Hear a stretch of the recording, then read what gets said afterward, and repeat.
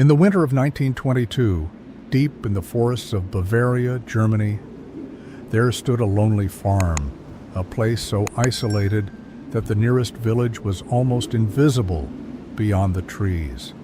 This place was called Hinterkaifeck, but locals whispered something darker. They said no one should live there, because Hinterkaifeck wasn't just isolated, it felt wrong. Footsteps were heard in the snow, leading to the house, but never away from it. And at night, strange sounds came from the attic. Days before the tragedy, the farmer Andreas Gruber made a disturbing discovery. He found a set of footprints in the snow, fresh, leading from the forest straight to his farmhouse. But there was something impossible, no footprints leading back.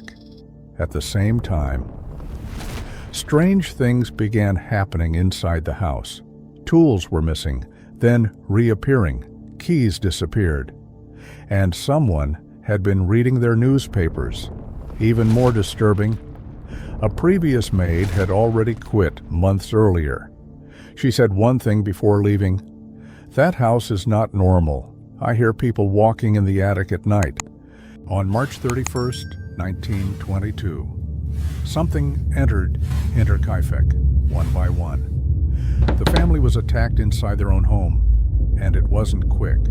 It was slow, controlled, deliberate. First Andreas, then his wife, then their daughter, then the innocent child, just 7 years old, and finally, the toddler. But the most horrifying part, the killer did not leave. After the murders, something unexplainable happened. The killer did not run. The killer did not disappear into the forest. Instead, someone remained at Hinterkaifeck. The animals were still fed. The cows were milked. The stove remained warm. Food continued disappearing from the kitchen. And every morning, smoke rose from the chimney to anyone passing by. The farm looked completely normal, but inside those walls, every member of the family was already dead. Imagine the silence. A silent farmhouse surrounded by darkness, rooms frozen in time, and somewhere inside, a person moving through the shadows, sleeping under the same roof as the victims, walking through hallways lit only by candlelight, listening to the wind outside while the bodies remained undiscovered. For days, nobody knew, nobody suspected, and whoever stayed there seemed completely comfortable, as if they belonged there, as if they had been waiting for this moment all along. 4 days later, concern finally turned into fear. Neighbors noticed that the family had vanished. The young girl never appeared at school. The family missed important appointments. Something was wrong. A group of people approached the farm to investigate. What they discovered would shock Germany. Inside the barn, bodies lay motionless, one after another. The victims had been lured there and murdered. The scene was horrifying. But what investigators found inside the house was even stranger. Fresh food sat in the kitchen. The stove showed signs of recent use. Animals had been cared for. Someone had clearly remained at the property after the killings. Police immediately launched an investigation. They questioned neighbors. They searched nearby villages. They examined every room of the farmhouse. But the deeper they looked, the stranger the case became. There were no clear answers, only more questions. The mysterious footprints, the sounds from the attic, the missing keys, the newspaper that nobody recognized. Every clue seemed to point toward an unseen presence that had been watching the family long before the murders happened. Months passed, then years, then decades. Investigators followed countless leads. Dozens of suspects were questioned. Some believed it was a robbery gone wrong.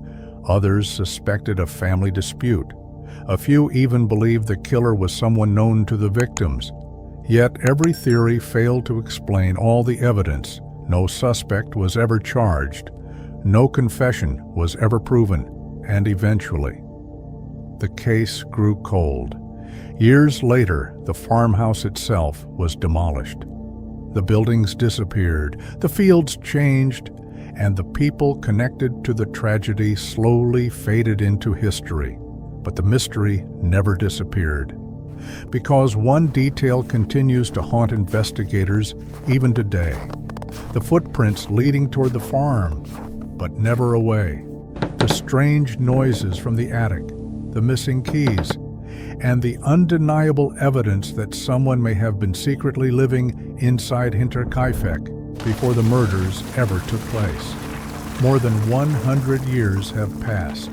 The victims are gone. The farmhouse is gone. But the question remains: was the killer hiding inside that house for days? Or had they been hiding there for weeks, watching, waiting, planning?